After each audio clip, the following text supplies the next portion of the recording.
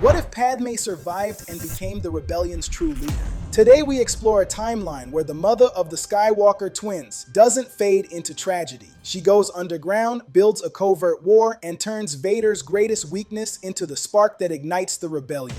The woman who wouldn't die, Mustafar. Mustafar is fire and metal, and Padme Amidala is barely conscious on a landing platform that reeks of smoke and betrayal. Anakin, please, look at me. Come back before you do something you cannot undo. She sees him as a dark shape against the lava glow, hears rage where love used to be, and then the world slips away. Padme wakes to sterile lights and the hiss of machines. Medical droids hover. Bail Organa stands at her side, face drawn and urgent. Senator, stay with me. You are safe, but we have minutes, not hours. My babies, are they alive? Maternal injuries severe. Emergency delivery required. Breathe. Hold on. The ship jolts into hyperspace. Metal hands work fast. Padme clings to 2 tiny heartbeats. Delivery complete. 2 infants stable. Mother stabilized. Let me see them. Bail lowers the shields on 2 small pods. 2 newborn faces quiet as Padme's trembling fingers touch the glass. I'm here. I won't leave you. You will not, but you must understand what comes next. Senator, we detected a long-range scan. Someone is sweeping this sector.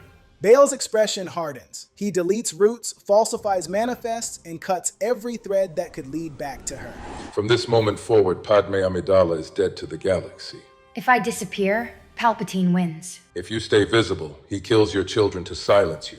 Padme looks at the twins and feels grief turn into steel. Then let them mourn a ghost. I will be a ghost that fights. I will hide you off-world, and when you are strong enough, I will introduce you to someone who survived the Purge. Someone who can help me end this. Hyperspace streaks beyond the viewport like white scars. Padme forces herself to picture Anakin's face, then the shadow that replaced it. If he is alive, I am not finished. As Imperial search nets tighten across the stars, Padme's first act of rebellion is simple. She refuses to die, because she is about to learn what Vader really means. The lie called order, Alderaan Organa Safe House. The galaxy moves fast when fear is the fuel. In the days after Mustafar, Padme heals in secret while Palpatine's story becomes law. You need to understand the board before you move a single piece. Then stop protecting me from it. Show me everything. Bail brings up an intercepted Imperial broadcast, stitched together from Senate feeds and emergency transmissions. Palpatine's voice is steady, grieving, believable.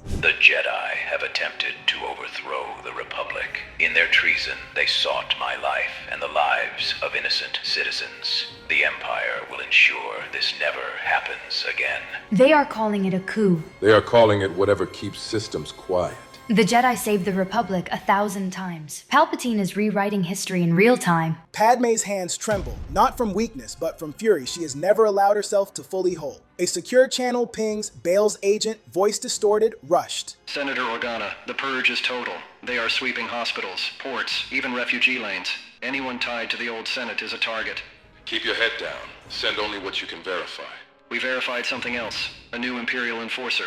Not a clone commander, not a politician, something worse. Bail hesitates, then loads a fragment of stolen security footage. A corridor, stormtroopers, a figure in black armor, breathing like a wound that learned to speak. Lord Vader, the sector is secured.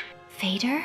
The helmet turns slightly. The motion is small, but Padme feels it like a punch because she recognizes the posture, the controlled anger, the presence that used to fill a room before he even spoke. That is Anakin. Padme!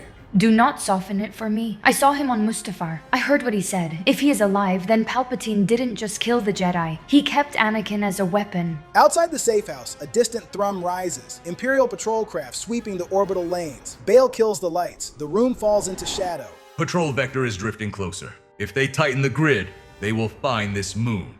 We cannot keep hiding and calling it survival. Hiding is how you protect your children. Fighting is how you protect everyone else. I want both.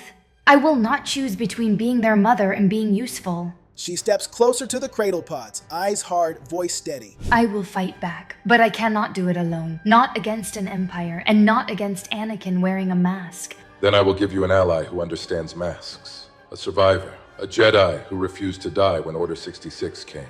A Jedi is still alive? Yes, and she knew Anakin. She knew Obi-Wan. If anyone can help you build something real in the dark, it is Master Rin. Bail sends an encrypted signal into deep space, and Padme watches the stars like they are listening back. Tell her this. I am done mourning. I am ready to build. And far away, in exile, a name long buried is about to be spoken aloud, pulling a reluctant Jedi back toward war. Master Rin the Exile. Outer Rim, Rin's exile moon. Bale's encrypted signal rides dead beacons and Old Republic ciphers, an old language meant for one survivor. I told you never to use that code again, Senator Organa. I would not wake you if the galaxy were not burning. The galaxy always burns. I simply stopped feeding it my bones. Padme Amidala is alive. Then you are lying, or you are leading her to death. She survived Mustafar. She has newborn children. Then hide her and disappear. Do not invite war into their cradle.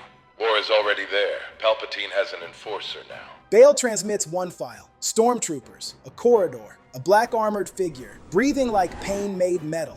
That stance. You recognize him. I recognize the boy Obi-Wan believed in, and the man Palpatine harvested. Is it Anakin? Yes, and that is why you should never have called me. Padme is not asking you to lead armies. Then what is she asking? To build something the Empire cannot see. Cells, safe houses, encrypted channels, early intelligence. I left because I could not watch more younglings die. People are dying anyway. The only difference is you are not there to slow it. Hours later, Rin boards Bale's shuttle and enters Padme's safe house without ceremony. Padme steps forward like a commander meeting an ally. Master Rin, thank you for coming. Do not thank me yet. Tell me why you didn't die on Mustafar. Because my children needed a mother, and the galaxy needed someone who remembers truth. You want revenge. I want a future. Revenge is noisy. A future takes planning. And Vader? He is Anakin, broken, complicit, and still responsible. I will not pretend it is simple. You should hate him. I hate what was done to him. I hate what he chose. Both are real. Rin's gaze finds the cradle pods, two infants hidden behind silence. Yes, if the Empire finds them, it will use them. Then you must stay buried. I cannot, not while Palpatine turns love into a leash. Help me build the network. If I return, people die because of me. People are dying because you are not here. Rin holds Padme's gaze, haunted, then finally nods. Then we build infrastructure. Quiet, disciplined, invisible. And we never give Vader a clear target. Protocol Lumen, Brental System, Imperial Detention Barge Docking Ring. Rin's first rule isn't a Jedi rule. It's a survivor's rule, written like a scar. We do not become symbols. Symbols get hunted. We become infrastructure. Then we build quietly, and we build fast. I can create charitable fronts on Alderaan, medical shipments, refugee transfers, paperwork that makes troopers look away. And I still have loyal staffers from the Senate, people who know how to move information without leaving fingerprints. Good. Cells that don't know each other. One contact per cell. If one falls, the rest live. Padme names it Protocol Lumen, light hidden under layers of dull routine. Safe houses rotate codes weekly. Drops happen through shipping schedules. Nothing sounds heroic. If an ISB analyst hears it, it should sound boring. Boring is camouflage. And if a safe house goes dark, the others do not rush in. We mourn later. We survive first. That decision will save lives and break your heart. My heart can break. The network cannot. Their first test arrives before anyone feels ready. An Imperial detention barge leaves Brental at dawn. Manifest says Jedi sympathizers. Which means senators' families, witnesses, activists, anyone Palpatine wants erased. A rescue is loud. Not if it looks like an accident. Patrol shifts change in 9 minutes at Dock Ring 7. Then we take 8. On the docking ring, tension hums in metal. Boots strike, alarms pulse low. Rin moves like silence given shape. Keep your breathing steady. Panic is louder than footsteps. A guard turns. Rin disables him with one clean strike, no theatrics. The cell corridor opens. Faces emerge bruised, terrified, alive. Who are you? Overcoms controlled. People who remember the Republic was real. Move, now. No names, no gratitude. Keep walking. A dock officer notices an unauthorized seal. Blaster fire cracks. They're accelerating inspection. Split them. Route A to the decoy med ship. Route B through service tunnels. Do not look back. If you freeze, you die. Minutes later, the barge departs intact, while the rescued vanish into 3 different lanes. 3 safe houses, 3 new lives. We did it. One small cut. many more to go. The Empire will blame paperwork, but someone else will feel the pattern. Far away, Vader pauses mid-breath because something in the Force shifts like a familiar hand moving in shadow. The Shadow Architect, Alderaan, Underground Medical Depot. Protocol Lumen does not celebrate its first victory. It buries it. The rescued faces vanish into new names, new routes, new safe houses, because survival is the only applause they can afford. No reunions, no speeches, no gratitude messages. If anyone asks who saved them, they say nobody. That sounds cruel. It sounds alive. She is right. The Empire hunts stories. We give it silence. In the weeks that follow, Padme becomes something the Empire cannot classify. She is not a general, not a senator, not a Jedi. She is a shadow architect drafting a rebellion the way she once drafted laws. Careful, layered, and impossible to trace. Each cell gets one contact and one purpose. Transport, shelter, intelligence, or extraction. No cell knows the whole machine. And if one breaks under torture? Then it breaks into pieces too small to map. Rin watches Padme work with a haunted respect. She has trained knights and led missions, but she has never seen leadership shaped like this. Motherhood fused with strategy, tenderness fused with steel. You are building a war while rocking infants to sleep. I am building a future while the Empire tries to erase it. Rin stays close, never public, never announced. She becomes Padme's secret protector and advisor, checking entry points, sensing danger before it speaks, and pulling Padme away from windows when patrols pass overhead. You cannot lead if you become a martyr. I do not intend to die. I intend to win. Beneath the medical depot's false floor, Rin gathers a handful of trusted operatives, people chosen for discipline, not bravado. They will become the first quiet heroes of a smarter rebellion. You are not a Jedi. You will not seek glory, and you will not reveal what you learn. Then why teach us at all? Because the Empire's fear is armed. You must learn to defend without becoming what you hate. She trains them in Jedi stealth and defense, silent movement, controlled breath, the art of disarming without killing. She refuses the public mantle, refuses speeches, refuses even the title. People would follow you if they knew a Jedi lived. People followed the Jedi once, then they died for it. I will not put a target on your lives. Your legacy can be quiet and still matter. Quiet is the only legacy that survives. Far across the stars, Imperial governors report anomalies, manifests altered, prisoners missing, fuel convoys rerouted into dead space. The Empire calls it theft. Vader calls it intention. Lord Vader, disruptions continue. No claim of responsibility. No symbol. No pattern we can predict. There is a pattern. You are simply not trained to see it. Vader stands before a star map, breathing like a machine that cannot forget its own first heart. These disruptions feel precise, like the work of someone who understands bureaucracy and understands him. The hand behind this is disciplined, controlled, familiar. Palpatine's hologram blooms into the chamber, eyes bright with amusement. Yes, you sense it. A nascent rebellion. Crush it before it believes it can stand. Give me a name. Find the Architect, break the Protector, and if any Jedi survived, draw them into the open. Vader's fist tightens until the glove creaks. Somewhere, hidden behind layers of false roots, Padme holds her sleeping infants close and sends another encrypted order into the dark. Next week, we hit their registry system, quietly, no bodies, just panic. And if Vader turns his gaze toward you? Then he will find what he deserves, a ghost that refuses to kneel. Because the Empire has finally noticed the splinter under its skin, and it is sending its sharpest blade to rip it out.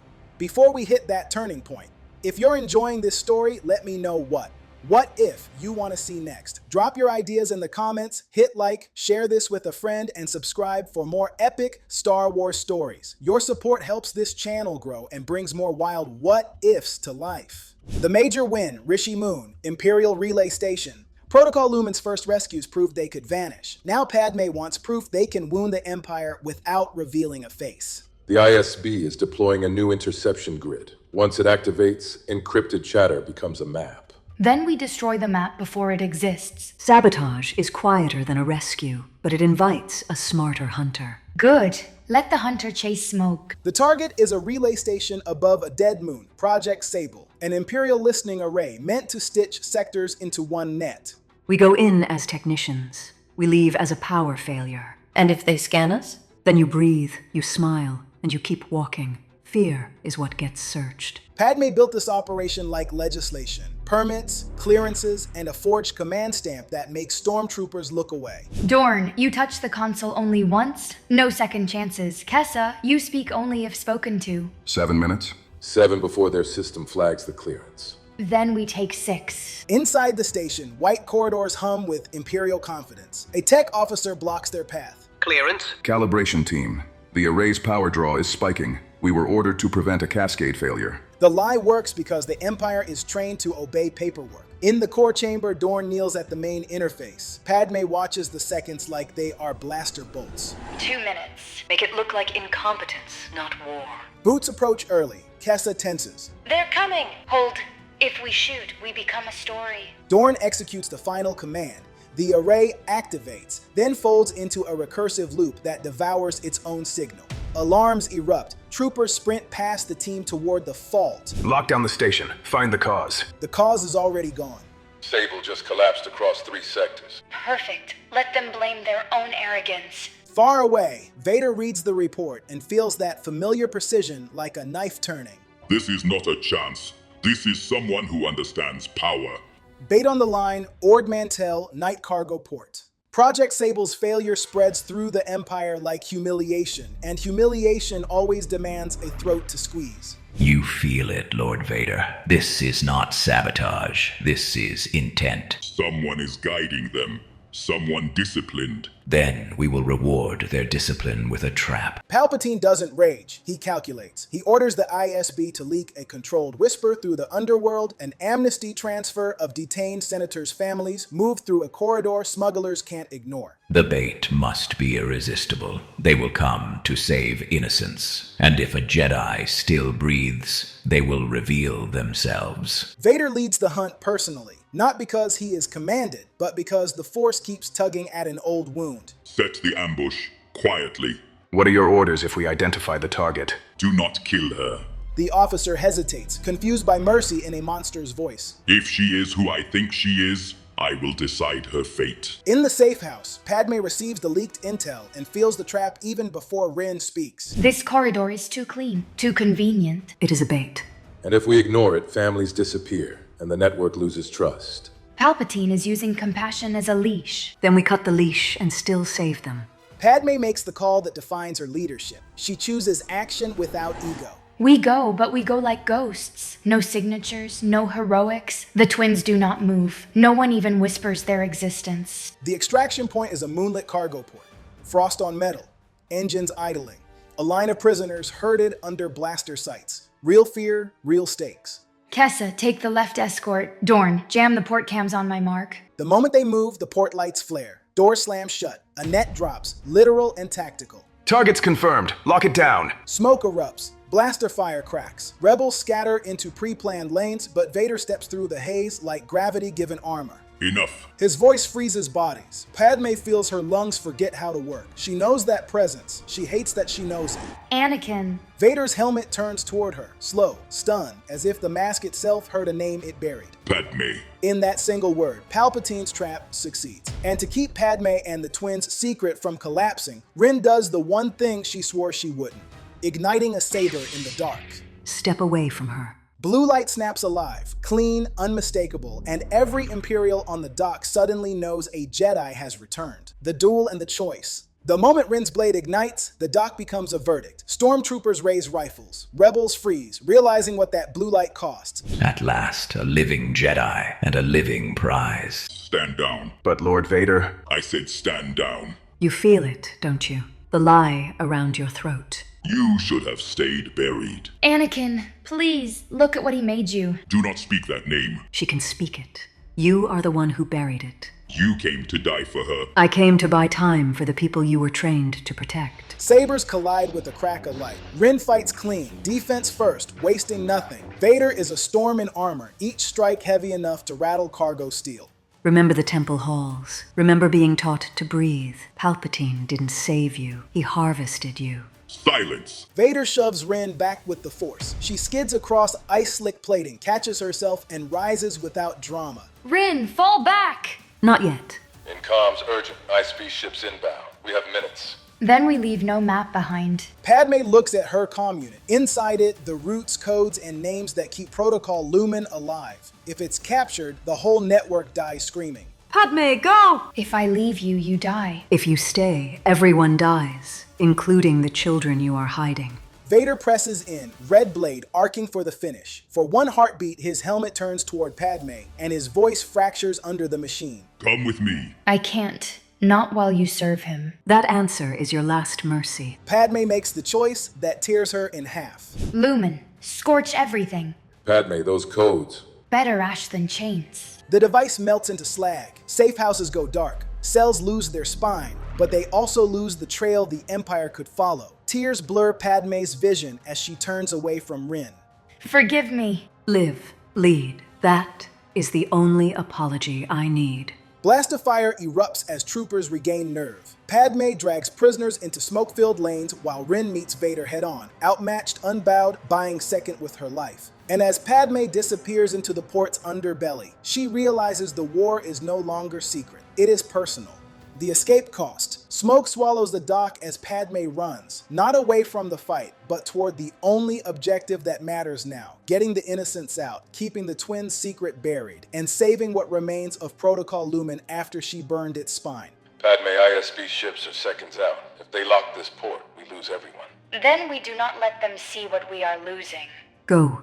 I will hold him. Padme looks back and sees it. Rin planted like a final wall, Vader pressing forward like a storm. Blue and red light slice through haze, and every strike sounds like a sentence being passed. Rin, do not do this for me alone. I am not.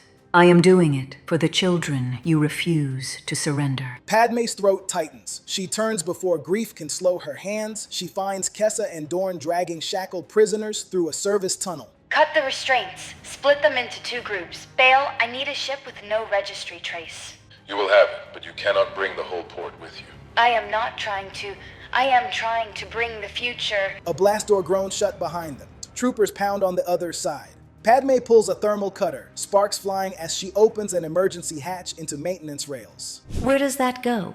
Into the station's underbelly, into dark, into anywhere the Empire hates to search. They race along narrow catwalks. Below, fuel lines hiss. Above, sirens wail. An explosion rocks the structure. Vader's rage made physical. That was her. No, that was him. Padme reaches a hidden cargo skiff, Bale's contingency, parked beneath the tarp of false transponder ghosts. 2 minutes. That is all you have. Then we take 1. Padme keys in the encrypted coordinates for a second safe location, not the one with the twins, never that one, then wipes the nav pad clean. If I am captured, I give them nothing. If this ship is captured, it leads to nowhere. She loads the most vital people, first the senator's family who can testify, the comm specialist who can rebuild encryption, the pilot who knows the secret lanes. She forces herself not to count who is left behind. What about the others? We will come back when we can, not when they want us to. Rin's breathing is heavier now, strained. Padme, he is not leaving this dock. Neither am I. You must. Padme closes the hatch with shaking hands and stares at the star screen as the skiff powers up. Her eyes burn with tears she does not have time to wipe. I am sorry. Then she gives the order that will haunt her and define her. Launch now. The skiff lifts into the smoke, carrying lives and secrets. While behind them, Rin meets Vader again, alone, buying seconds with blood. And Padme realizes the end has begun, because the next choice will cost her more than codes ever did. The lesson. Padme's skiff vanishes into hyperspace, carrying the most vital survivors and leaving one truth behind like ash. Someone stayed so the rest could live. We are clear of the gravity well. If we jump now, we disappear. If we jump now, Rin dies alone.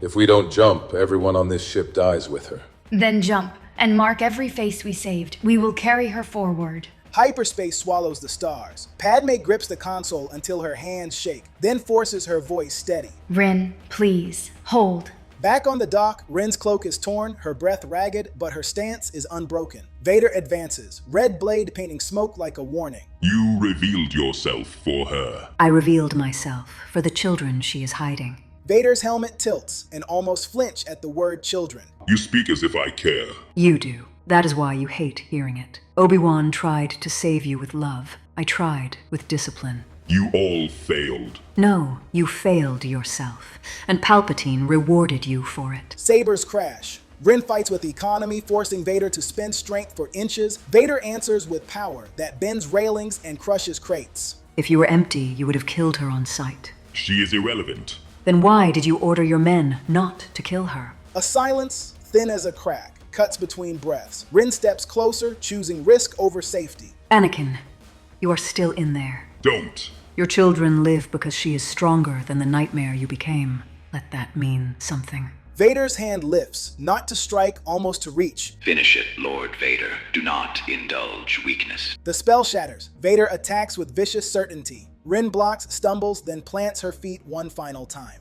This is my last lesson. You can still choose. Vader's blade drives through her guard. Rin gasps, eyes locked on the mask. Remember who you were before the fire. Vader freezes for one heartbeat, one hesitation that lets the last prisoner slip away and ensures Padme's skiff stays lost. Rin collapses. Palpatine's satisfied breath hisses through the channel. Excellent, my apprentice. Vader does not answer right away, because he is staring at the place where mercy almost returned. The crack in the armor. Dantooine, deep safe rebel outpost. Rin's death does not echo like a Jedi legend. It echoes like a mistake the dark side cannot erase. Vader returns to his flagship carrying silence heavier than any trophy. Lord Vader, the prisoners escaped. The architect vanished. The Jedi is confirmed deceased. The Jedi is irrelevant. He says it like a command, but his mind replays Rin's last words with merciless clarity. Palpatine receives him in a chamber lit like a shrine. The Emperor does not ask if Vader is injured, he asks if Vader is obedient. You hesitated. I finished the Jedi. Not quickly enough. The woman escaped. Vader's fists clench, and for a moment the room's instruments tremble under invisible pressure. She was protected by a network. That network will be found. Oh, it will. And you will tear it apart, cell by cell. Because now you understand the truth, do you not? Say it. Padme lives. Your past lives. And I will use it until you stop being useful. The cruelty is casual. Palpatine enjoys the way Vader cannot remove the mask to hide emotion. She is not your leverage. She is whatever I decide. That is what Empire means. Vader turns away before his anger becomes betrayal. But anger is already a crack, and cracks let light in whether the dark side wants it or not. Meanwhile, Padme arrives at a deep safe world far from her children's hidden cradle. She steps off the skiff and does not collapse until the hatch seals. We lost Rin. I know. I felt it the moment hyperspace swallowed the stars. She forces herself upright, wiping her face with the back of her sleeve like she can erase grief the way she erased codes. Then her sacrifice cannot be for nothing. We rebuild smarter, smaller, harder to trace. With the network burned, we have fragments. Fragments are enough. Rin taught us to survive as infrastructure. We will become a rebellion that does not need a single heartbeat to live. On Vader's ship, an Imperial convoy prepares to deploy a replacement listening array, Project Sable's successor. Palpatine wants it operational within days. This convoy is essential to restoring sector interception. It will proceed on schedule. He watches the route. He remembers Padme's hands steady over a comm unit burning her own safety for others. He remembers Rin lowering her blade to speak to Anakin as if he still existed. Alone, Vader makes a decision so small it could be called nothing, unless you understand what it costs him. Alter the nav solution. 2 degrees off. Delay the escort's response by 3 minutes. Lord Vader, that will expose the convoy to hazards. Do it. The order is quiet sabotage, a hidden misalignment that will send the convoy into a debris field. No witnesses, no confession, just failure the Empire will blame on chance. Vader stares into the stars after the transmission ends, breathing hard as if the mask is struggling to contain a memory of love. Barely audible. Padme. The name is not a prayer. It is a fracture, and somewhere in the dark, Padme begins stitching the fragments together again, unseen, unbroken, and more dangerous than ever. Coded hope, Dantooine, hidden coordination room. The Empire never announces its own wounds. It calls them incidents. But Palpatine feels the pattern, because patterns mean architects. Is the replacement convoy lost? Debris field, my Emperor. Navigation error. Escort response delayed. Convenient. Summon Lord Vader. Vader arrives like a shadow that obeys, yet something inside him has shifted since the dock. Grief is weakness. Sentiment is a chain. You will cut both. Yes, my master. The words land, but they do not settle. The crack is still there, thin, dangerous, real. On Dantooine, Padme stands beneath a harmless front. Medical distribution, refugee arbitration, paperwork so dull it hides teeth. Around her are survivors and builders. Bale, Kessa, Dorn, and the witnesses she chose to save. The Empire believes Protocol Lumen died when you burned the codes. Let it believe that. We will grow inside its blind spot. What do we call ourselves now? Not yet. Names attract hunters. We are coordination. We are trust. We are the thing the Empire cannot understand. Padme activates a small hollow projector. A final message from Master Rin, recorded before Ord Mantell, meant for whoever lived long enough to hear it. If you want to defeat darkness, stop begging for heroes. Build rooms where people can be brave without being seen. Teach them to protect each other. That is how light survives. Even hardened operatives blink away tears. Padme's grief becomes fuel, not poison. Rin bought us time. We spend it wisely. We rebuild smarter, smaller, and coordinated. And you? Where do you go? Deeper underground. If we beat Palpatine, we may lose Anakin forever. I accept that, because the galaxy can't afford my denial. The rebellion is born, quiet, disciplined, and hard to trace. Safe houses rotate, cells compartmentalize, intelligence flows like water. Rin's legacy becomes their doctrine. Then we fight without becoming monsters. Exactly. Then Padme does the most dangerous thing she has done since Mustafar. She sends hope into the void, coded, layered, patient. To my children, if you ever hear this, know you were loved before you were hidden. Live, be kind, and when the time comes, choose the light. The message hides inside a harmless trade query and drifts into the stars. On Vader's flagship, he watches the night sky through cold glass. Rin's last words echo. Padme's voice haunts the spaces between breaths. I did not let you go. He is still Vader, but now he is Vader with a crack, torn between darkness and the memory of love. So what I told you was true from a certain point of view.